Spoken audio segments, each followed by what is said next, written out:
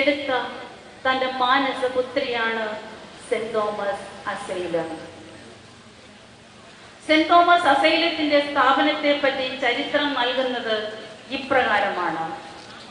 1908 തൊമ്മിയച്ചൻ കൈപ്പുഴയിലെ മഠത്തിന്റെ ചാപ്ലിനും മഠത്തിൽ അംഗവിഹീനരെ സ്വീകരിക്കുകയില്ല എന്ന വിവരം അച്ഛൻ അറിയിച്ചപ്പോൾ അദ്ദേഹത്തിന്റെ കണ്ണുകളിൽ നിന്നും അടർന്നു നിടം കണ്ണുനീർ ദീനദയാലുവായ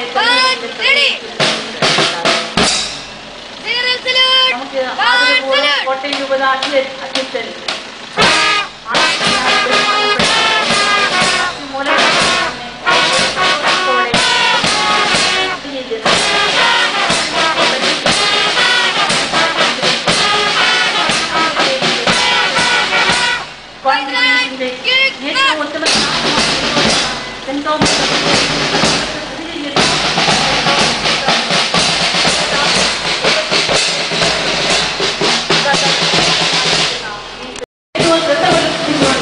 ഞങ്ങളെ അങ്ങേയറ്റം വാത്സല്യത്തോടെ വളർത്തി പരിപാലിച്ച് ഞങ്ങളെ പുരോഗതിയിലേക്ക് നയിച്ചുകൊണ്ടിരിക്കുന്ന ഞങ്ങളുടെ ഏറ്റവും വാത്സല്യമുള്ള പിതാവിന് ഏറ്റവും സ്നേഹത്തോടെ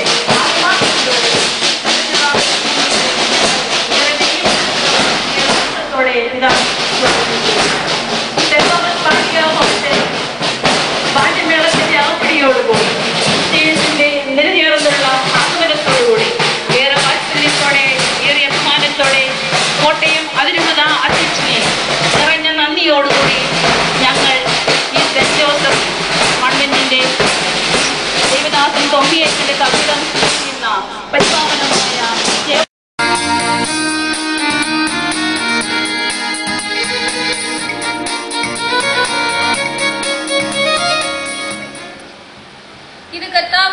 ദിവസമാണ്. നമുക്ക് സന്തോഷിച്ചാനന്ദിക്കാം എന്ന സങ്കീർത്തകവാക്യം അന്വർത്ഥമാക്കിക്കൊണ്ട് സെന്റ് തോമസ് അസൈലം നവതിയുടെ നിറവിൽ ഇന്ന് പ്രശോഭിക്കുന്നു. സൂര്യചന്ദ്രന്മാർ ഉള്ളിടത്തോളം കാലം നിലനിൽക്കുവാനായി ഭാഗ്യസ്മരണാർഹനായ വിശുദ്ധ 10-ാം പിയൂസ് മാർപ്പാപ്പ ക്നാനായക്കാർക്ക് വേണ്ടി 1911 സ്ഥാപിച്ച കോട്ടയം വികാരിയാത്തിന്റെ പ്രഥമ മെത്രാനായ ദേവദാസന്മാർ മത്തായി മാക്കി മെത്രാന്റെ അനുവാദത്തോടും അനുഗ്രഹാശിസോടും കൂടി ദേവദാസൻ തൊമ്മിയച്ചൻ 1925 മെയ് 3-ാം തീയതി കൈപ്പുഴയിൽ അസൈലം സ്ഥാപിച്ചു.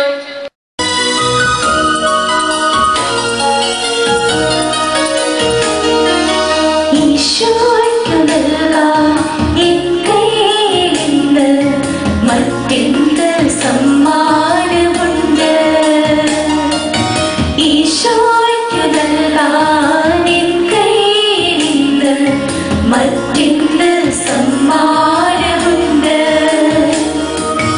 ഞാനിതാ നൽകുന്നു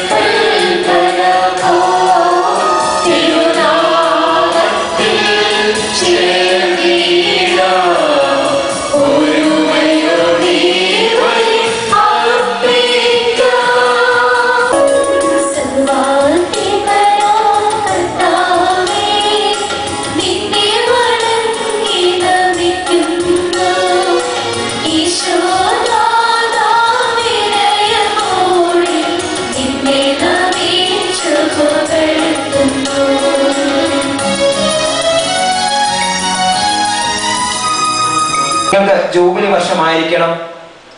ആ വർഷം വിതയ്ക്കുകയോ ഭൂമിയിൽ താനെ വളരുന്നവ കൊയ്യുകയോ മുറിക്കാത്ത മുന്തിരിവള്ളികളിലെ ഫലങ്ങൾ ശേഖരിക്കുകയോ അരുത്. എന്തെന്നാൽ അത് ജൂബിലി വർഷമാണ്. അത് നിങ്ങൾക്ക് വിശുദ്ധമായിരിക്കണം. വയലിൽ നിന്ന് കിട്ടുന്നവ മാത്രം നിങ്ങൾക്ക് ഭക്ഷിക്കാം.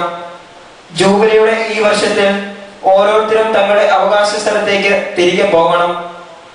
നിന്റെ അയൽക്കാരന് എന്തെങ്കിലും വിൽക്കുകയോ അവനിൽ നിന്ന് എന്തെങ്കിലും വാങ്ങുകയോ ചെയ്യുമ്പോൾ നിങ്ങൾ പരസ്പരം ഞെരുക്കരുത്.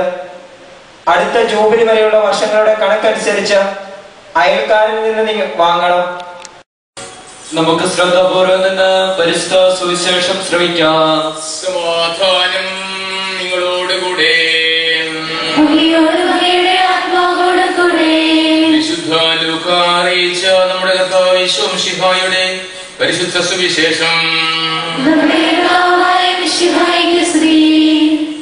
ജനക്കൂട്ടം വർദ്ധിച്ചു വന്നപ്പോൾ അവൻ പറഞ്ഞു തുടങ്ങി, ഈ തലമുറ ദുഷിച്ച തലമുറയാണ്. ഇത് അടയാളം അന്വേഷിക്കുന്നു. എന്നാൽ യോനായുടെ അടയാളമല്ലാതെ മറ്റൊരടയാളവും നൽകപ്പെടുകയില്ല. യോന നിനവേക്കാർക്ക് അടയാളമായിരുന്നത് പോലെ മനുഷ്യപുത്രൻ ഈ തലമുറയ്ക്കും അടയാളമായിരിക്കും. ദക്ഷിണദേശത്തെ രാജ്ഞി വിധി ദിനത്തിൽ ഈ തലമുറയിലെ ജനങ്ങളോടൊപ്പം ഉയർപ്പിക്കപ്പെടുകയും ഇതിനെ കുറ്റം വിധിക്കുകയും ചെയ്യും. എന്തെന്നാൽ സോളമന്റെ വിജ്ഞാനം ശ്രവിക്കാൻ അവൾ ഭൂമിയുടെ അതിർത്തിയിൽ നിന്ന് വന്നു. എന്നാൽ ഇതാ ഇവിടെ സോളമനേക്കാൾ വലിയവൻ. നിനവേ നിവാസികൾ വിധി ദിനത്തിൽ ഈ തലമുറയോടുകൂടി ഉയർത്തെഴുന്നേൽക്കുകയും ഇതിനെ കുറ്റം വിധിക്കുകയും ചെയ്യും. എന്തെന്നാൽ യോനായുടെ പ്രസംഗം കേട്ട് അവർ പശ്ചാത്തപിച്ചു. എന്നാൽ ഇതാ ഇവിടെ യോനായേക്കാൾ വലിയവൻ. സ്തുതിക്കുകയും ചെയ്യാം. 90 വർഷം മുൻപ് തൊമിയച്ചൻ ആരംഭം കുറിച്ച ഒരു വലിയ ക്രൈസ്തവ ശുശ്രൂഷ ഇന്ന് അതിൻ്റെ നവതി ആഘോഷിക്കുകയാണ്. 90 വർഷം മുൻപുള്ള ലോകത്തിൻ്റെ സ്ഥിതി ഇന്ന് ജീവിക്കുന്ന ആളുകൾക്ക് ഒരു പരിധിവരെ മാത്രമേ ഊഹിക്കാൻ സാധിക്കുകയുള്ളൂ. എന്നാൽ ഇപ്രകാരമുള്ള ഒരു വലിയ ദൈവകാരുണ്യത്തിന്റെ ശുശ്രൂഷയിലേക്ക് ബഹുമാനപ്പെട്ട തുമ്മി അച്ഛന് പ്രചോദനം നൽകി നയിച്ച പരിശുദ്ധാത്മാവ് ഇന്നും എന്നും ഒരാൾ തന്നെയാണ്. അതിന് പരിശുദ്ധാത്മാവ് നമ്മെ അനുഗ്രഹിക്കട്ടെ. മനുഷ്യ മഹത്വം എന്ത് എന്ന് തിരിച്ചറിയുക, അതാണ് യഥാർത്ഥത്തിൽ മനുഷ്യനെ മനുഷ്യനാക്കുന്നത്. ഓരോ വ്യക്തിയുടെയും മഹത്വം തിരിച്ചറിയുവാനും ആദരിക്കുവാനുമുള്ള മനസ്സ് ഉണ്ടാവുക. വിവിധ കാലങ്ങളിൽ വിവിധ രൂപങ്ങളിൽ ഈ മനുഷ്യമഹത്വം തിരിച്ചറിഞ്ഞ മഹാന്മാരായ വ്യക്തികളിലൂടെയാണ് ലോക ചരിത്രം നന്മയിലേക്ക് നടന്ന് കയറുന്നത്. നമ്മുടെ കർത്താവ് തന്റെ പരസ്യ ജീവിതകാലത്ത് നടത്തിയ ശുശ്രൂഷകളിൽ നമുക്ക് കാണുവാൻ സാധിക്കുന്ന ഒരു വലിയ സത്യമിതാണ്. എല്ലാ മനുഷ്യന്റെയും മഹത്വം ഗ്രഹിക്കുവാനും അവരെ ഉൾക്കൊള്ളുവാനുമുള്ള വിശാലമായ വലിയ ഒരു മനസ്സ്. അത് വെറും മാനുഷികമായ ഒരു കാഴ്ചപ്പാടിൽ നിന്ന് രൂപം കൊള്ളുന്നതല്ല. ദൈവത്തിന്റെ ചിന്തകളിൽ, ദൈവികമായ മനോവ്യാപാരങ്ങളിൽ മുഴുകുമ്പോഴാണ് വാസ്തവത്തിൽ അത് യഥാർത്ഥമായ രീതിയിൽ ഉൾക്കൊള്ളുവാനായിട്ട് മനുഷ്യർക്ക് സാധിക്കുക. പരിപാലിക്കുന്ന ദൈവം നിങ്ങളുടെ ജീവിതത്തിന്റെ ഓരോ നിമിഷങ്ങളിലും നിങ്ങളോടൊപ്പമുണ്ട്, നിങ്ങൾക്ക് സഹായകനും സംരക്ഷകനുമായിട്ട് ഉണ്ട്. 100 ആടുകൾ ഉണ്ടായിരിക്കെ അതിലൊന്നിനെ കാണാതെ പോകുമ്പോൾ ഒന്നല്ലേ പോയുള്ളൂ, പോയത് പോട്ടെ എന്ന് വിചാരിക്കുന്ന മാനുഷികമായ കാഴ്ചപ്പാടല്ല. 99നെയും മെച്ചിൽ സ്ഥലത്ത് വിട്ട് കാണാതെ പോയതിനെ കണ്ടുകിട്ടുവോളം കാരുണ്യപൂർവ്വം അന്വേഷിക്കുന്ന ഒരു നല്ല ഇടയന്റെ ചിത്രം. അതുപോലെ തന്നെ വിവിധങ്ങളായ ഉപമകളിലൂടെ കർത്താവ് നമുക്കത് കാണിച്ചു തരുന്നുണ്ട്. 300 വർഷം മുൻപുള്ള സ്ഥിതി ഓർക്കുമ്പോഴാണ് ഇതിന്റെ ഒരു വലിയ ശക്തി കേന്ദ്രം, അത് വെറും മാനുഷികമായിട്ടുള്ള ചിന്തയിൽ നിന്നല്ല ഉരുത്തിരിഞ്ഞത് എന്ന് നമുക്ക് കാണുവാൻ സാധിക്കുന്നത്. ഇവിടെ പ്രായമായ ആളുകൾക്കറിയാം, ഏതാനും നാളുകൾ മുൻപ് വരെ നമ്മുടെ കുടുംബങ്ങളിൽ ഏതെങ്കിലും തരത്തിൽ മറ്റുള്ളവരുടെ മുൻപിൽ പ്രദർശിപ്പിക്കുവാൻ യോഗ്യരല്ലാത്ത കുട്ടികളുണ്ട് എങ്കിൽ അത് ശാരീരികമായ വൈകല്യം കൊണ്ടാകാം. മനുഷ്യനാക്കി മാറ്റുന്നത് ചെറിയവരിൽ ഒരുവനിൽ ഈ ഉദ്ധിതനെ കണ്ടുകൊണ്ടാണ്, കാണുമ്പോഴാണ്. അവിടെയാണ് തൊമ്മിയച്ഛന്റെ ദർശനത്തിന്റെ ക്രിസ്തീയ ചൈതന്യം നമുക്ക് ദർശിക്കുവാനായിട്ട് സാധിക്കുക. തന്റെ ചുറ്റുപാടുമുള്ള ആളുകൾ, ഒരുപക്ഷെ ഇഷ്ടപ്പെട്ടിരുന്ന വികലാംഗരായ പുറന്തള്ളപ്പെട്ട പാർശ്വവൽക്കരിക്കപ്പെട്ട സഹോദരങ്ങൾ ദൈവത്തിന്റെ മക്കളാണെന്നുള്ള തിരിച്ചറിവോടുകൂടി അവരിൽ ദൈവത്തെ കണ്ടുകൊണ്ട് ദൈവം ഒരിക്കലും ഇപ്രകാരം പിന്തള്ളപ്പെടുവാനോ അവഗണിക്കപ്പെടുവാനോ പാടില്ല എന്നുള്ള വലിയ താല്പര്യത്തോടുകൂടി അവർക്കായി ഇറങ്ങിത്തിരിച്ച, അവർക്കായി ശുശ്രൂഷയുടെ സേവനത്തിന്റെ കാരുണ്യത്തിന്റെ മാധുര്യം പകർന്നു കൊടുത്ത തൊമ്മിയച്ഛന്റെ ആ പ്രവൃത്തി ഈ നവതി ആഘോഷങ്ങൾക്ക് വലിയ നിറം നൽകുന്നുണ്ട്. പ്രിയമുള്ളവരെ, കർത്താവ് സുവിശേഷത്തിൽ ആവശ്യപ്പെടുന്നത് പോലെ ദൈവം നമുക്ക് നൽകുന്ന അടയാളങ്ങളെ തിരിച്ചറിയാൻ നമുക്ക് സാധിക്കണം. ആ അടയാളങ്ങളിലൂടെ ദൈവമഹത്വം ദർശിക്കുവാനും ദൈവത്തെ മഹത്വപ്പെടുത്തുവാനും നമുക്ക് സാധിക്കുമ്പോഴാണ് ഏറ്റവും വലിയ ഈ അടയാളത്തിന്റെ പ്രത്യേകമായ പ്രസക്തി, അതിന്റെ ധന്യത നമ്മുടെ ജീവിതത്തിൽ ഉണ്ടാവുക. പ്രചോദനം ഉൾക്കൊണ്ടുകൊണ്ട് ഇന്നത്തെ സാഹചര്യങ്ങളിൽ ഈ മനോഭാവം, ഈശോയുടെ മനോഭാവം ലോകത്തിൽ അവതരിപ്പിക്കുവാനുള്ള ദൗത്യമാണ് ദൈവം നമുക്ക് നൽകിയിരിക്കുന്നത്. പ്രിയമുള്ള സഹോദരി സഹോദരന്മാരെ, ദൈവം തനിക്ക് നൽകിയ ഈ വലിയ പ്രചോദനത്തെ യാഥാർത്ഥ്യവൽക്കരിക്കുവാനും നിലനിർത്തുവാനും ആ പ്രവർത്തനങ്ങൾ തനിക്ക് ശേഷവും തുടരുവാനുമായിട്ട് തൊമ്മിയച്ഛന് ആരംഭം കുറിച്ച സെന്റ് ജോസഫ് സന്യാസിനി സമൂഹം ഈ കാലഘട്ടത്തിന്റെ ആവശ്യങ്ങൾ തിരിച്ചറിഞ്ഞ് ഈ സദൃശമായ പ്രവർത്തനങ്ങളിലൂടെ ലോകത്തിൽ ദൈവത്തെ മഹത്വപ്പെടുത്തുന്നു എന്നുള്ളത് നമുക്ക് സന്തോഷത്തോടെ അനുസ്മരിക്കാവുന്ന ഒരു കാര്യമാണ്. അതെ, ഇവിടെയാണ് തൊമ്മിയച്ഛന്റെ കാര്യസം നമ്മുടെ ഓരോരുത്തരുടെയും സമർപ്പിത ജീവിതത്തിന്റെ അവിഭാജ്യ ഘടകമായി പ്രശോഭിക്കുക. എന്താണ് തൊമ്മിയച്ഛനെ പ്രേരിപ്പിച്ചത്? എന്തുകൊണ്ടാണ് തൊമ്മിയച്ഛൻ ഇപ്രകാരമുള്ള പ്രവർത്തനങ്ങൾക്കായി ഇറങ്ങിത്തിരിച്ചത്? പലതരത്തിലുള്ള പ്രതികൂല സാഹചര്യങ്ങൾ ഉണ്ടായിരുന്നിട്ടും എന്നുള്ള തിരിച്ചറിവ് ഇന്നത്തെ പശ്ചാത്തലങ്ങളിൽ, ഇന്ന് നാം ജീവിക്കുന്ന സാഹചര്യങ്ങളിൽ പ്രായോഗികമാക്കുവാൻ, ഇന്നിന്റെ ചുറ്റുപാടുകളിൽ അവയെ യാഥാർത്ഥ്യമാക്കുവാനുള്ള ഒരു വലിയ ആഹ്വാനം നാം ഏറ്റെടുത്തുകൊണ്ട് വേണം ഈ നവതി ആഘോഷങ്ങൾക്ക് അർത്ഥം പകർന്നു കൊടുക്കുവാനായിട്ട്. പ്രിയമുള്ള സഹോദരി, ആ പ്രചോദനത്തിൽ പങ്കുചേർന്നുകൊണ്ട് ആ ചൈതന്യം ആത്മാവിലേക്ക് ഒപ്പിയെടുത്തുകൊണ്ട് നിങ്ങൾ ചെയ്യുന്ന വലിയ ശുശ്രൂഷ തീർച്ചയായും ദൈവസന്നിധിയിൽ വിലയുള്ളതാണ്. ദൈവസന്നിധിയിൽ മാത്രമല്ല, നമുക്കറിയാം മനുഷ്യരും വളരെയേറെ നന്മയോടെ, സ്നേഹത്തോടെ, താല്പര്യത്തോടെയാണ് ഈ ശുശ്രൂഷയെ കാണുന്നത് എന്നുള്ളത് നമുക്ക് അഭിമാനിക്കാവുന്ന, സന്തോഷിക്കാവുന്ന ഒരു സംഗതിയാണെങ്കിലും കർത്താവ് പറയുന്നത് പോലെ മനുഷ്യരിൽ നിന്നുള്ള മഹത്വമല്ല, ദൈവത്തിൽ നിന്നുള്ള മഹത്വമാണ് ഞാൻ അന്വേഷിക്കുന്നത്. ദൈവത്തിന്റെ മക്കളോട് ദൈവം വർത്തിക്കുന്ന രീതിയിൽ വർത്തിക്കുവാനും എവിടെയെങ്കിലും മനുഷ്യന്റെ മഹത്വം െങ്കിൽ അവിടെയൊക്കെ മനുഷ്യമഹത്വം ഉയർത്തിപ്പിടിക്കുവാനുമുള്ള ഒരു വലിയ ദൗത്യമാണ് തൊമ്മിയച്ഛന്റെ പ്രവർത്തനങ്ങളിലൂടെ നമുക്ക് നൽകപ്പെട്ടിരിക്കുന്നത്. ആ ദൗത്യത്തിലാണ് നമ്മൾ ഓരോരുത്തരും പങ്കുചേരുന്നത്. ആ ദൗത്യം നമ്മുടെ ജീവിത സാഹചര്യങ്ങളിൽ സാക്ഷാത്കരിച്ചുകൊണ്ട് നമുക്ക് തൊമ്മിയച്ഛന് ഏറ്റെടുത്ത, അല്ലെങ്കിൽ തൊമ്മിയച്ഛന് പരിശുദ്ധാത്മാവ് നൽകിയ ആ ദർശനത്തെ ഈ കാലഘട്ടത്തിന്റെ പശ്ചാത്തലങ്ങളിൽ യഥാവിധി സാക്ഷാത്കരിക്കുവാനായിട്ട് പ്രത്യേകമായിട്ട് പരിശ്രമിക്കാം. ദൈവദാസൻ തൊമ്മിയച്ഛൻ തന്റെ ജീവിതത്തിൽ ദൈവം നൽകിയ ഈ വലിയ ക്രൈസ്തവ സ്നേഹത്തിന്റെയും കാരുണ്യത്തിന്റെയും കാഴ്ചപ്പാട് നമുക്ക് പകർന്നു തന്നുവെങ്കിൽ അതിൽ നിന്ന് പ്രചോദനം ഉൾക്കൊണ്ട് നമുക്കും ഇന്നത്തെ സാഹചര്യങ്ങളിൽ അതിനെ യാഥാർത്ഥ്യമാക്കുവാനായിട്ട് പരിശ്രമിക്കാം. ദൈവദാസൻ തൊമ്മിയച്ഛന് വേണ്ടി നമുക്ക് പ്രാർത്ഥിക്കാം. അദ്ദേഹം ദൈവസന്നിധിയിൽ കണ്ടെത്തിയ മഹത്വം ലോകത്തിൽ പ്രകാശിക്കുവാൻ വേണ്ടി അദ്ദേഹത്തിന്റെ ആ ശുശ്രൂഷയുടെ നിറവ് ലോകത്തിന് അനുഭവവേദ്യമാക്കുവാൻ വേണ്ടി ദൈവം അദ്ദേഹത്തെ മഹത്വപ്പെടുത്തുവാൻ വേണ്ടി നമുക്ക് ദൈവസന്നിധിയിൽ പ്രാർത്ഥിക്കാം.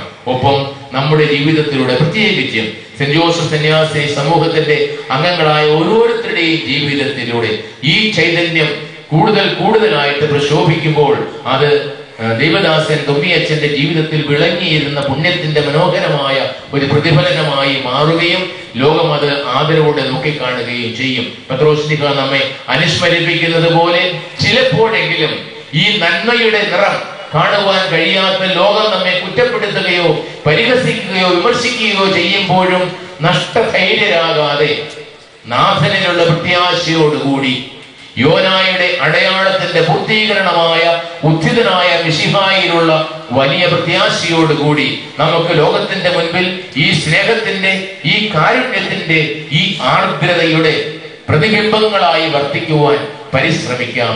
ദാസൻ തുമ്മിയച്ഛന് ദൈവം നൽകിയ വലിയ പ്രചോദനം അദ്ദേഹത്തിന്റെ തുടർച്ചയായിട്ട്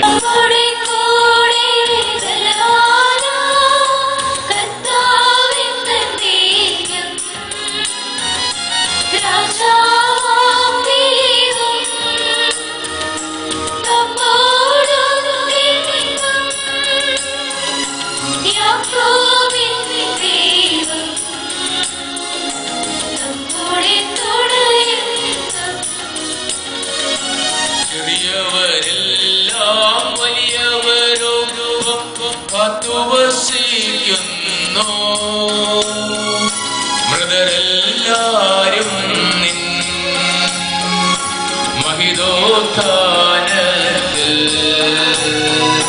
ശരണം തേടുന്നു ബുദ്ധിതരായിടുവാ.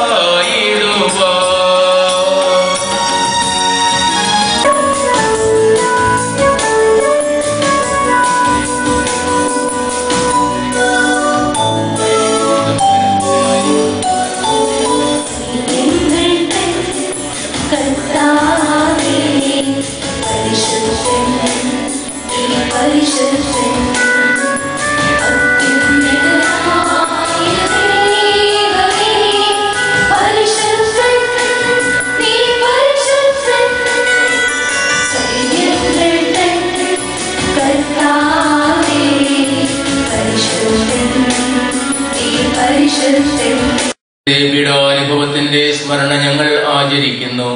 താൻ ഏൽപ്പിച്ചു കൊടുക്കപ്പെട്ട രാത്രിയിൽ ഈശോ നിർമ്മലമായ തൃക്കരങ്ങളിൽ അപ്പമെടുത്ത് സ്വർഗത്തിലേക്ക് ആരാധനായ പിതാവേ അങ്ങയുടെ പക്കലേക്ക് കണ്ണുകൾ ഉയർത്തി വാഴ്ത്തി വിഭജിച്ച് ശിഷ്യന്മാർക്ക് നൽകിക്കൊണ്ട് അരുൾ ചെയ്തു, ഇത് പാപമോചനത്തിനായി നിങ്ങൾക്ക് വേണ്ടി വിഭജിക്കപ്പെടുന്ന എന്റെ ശരീരമാകുന്നു.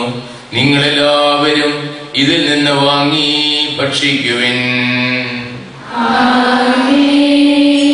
അപ്രകാരം തന്നെ കാസയുമെടുത്ത് കൃതജ്ഞതാ സ്തോത്രം ചെയ്ത് വാഴ്ത്തി അവർക്ക് നൽകിക്കൊണ്ട് അരുൾ ചെയ്തു, ഇത് പാപമോചനത്തിനായി അനേകർക്ക് വേണ്ടി ചിന്തപ്പെടുന്ന പുതിയ ഉടമ്പടിയിലെ എന്റെ രക്തമാകുന്നു.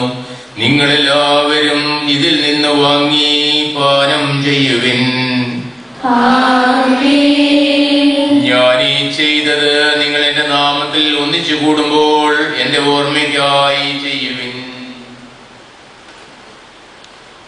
വലിയവരും ബലഹീനരും ക്ലേശിതരുമായ ഈ ദാസനും അങ്ങ് നൽകിയ മാതൃക പരമ്പരാഗതമായി സ്വീകരിച്ച് അങ്ങയുടെ നാമത്തിൽ ഒരുമിച്ച് കൂടി ഇപ്പോൾ തിരുസന്നിധിയിൽ നിൽക്കുന്നു.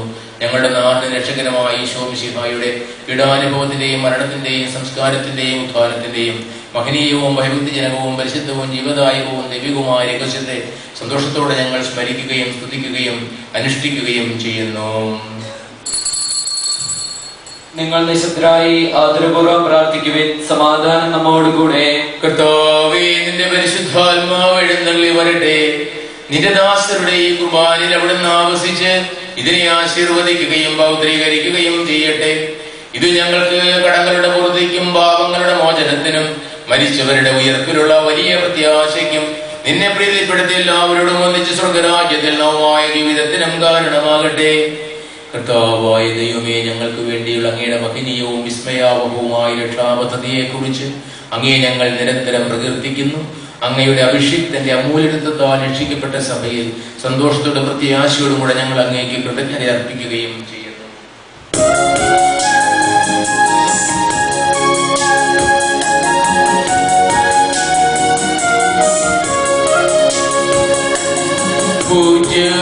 പൂജ്യമായിടും നിന്റെ നാമത്തിനാദരാൽ ഞങ്ങൾ അർപ്പിക്കും സ്തോത്രവും സ്തുതി കീർത്തനങ്ങളും ഇന്നുമേ എപ്പോഴും എന്നേക്കും.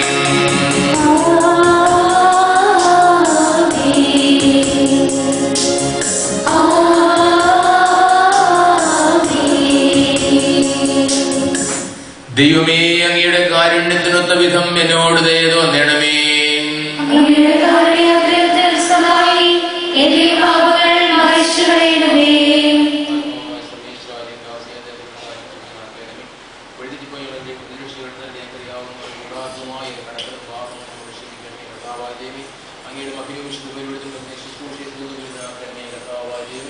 അങ്ങയുടെ കാരുണ്യമത്തെ ആശാവോട് കാത്തിരിക്കുന്ന ജനത്തെ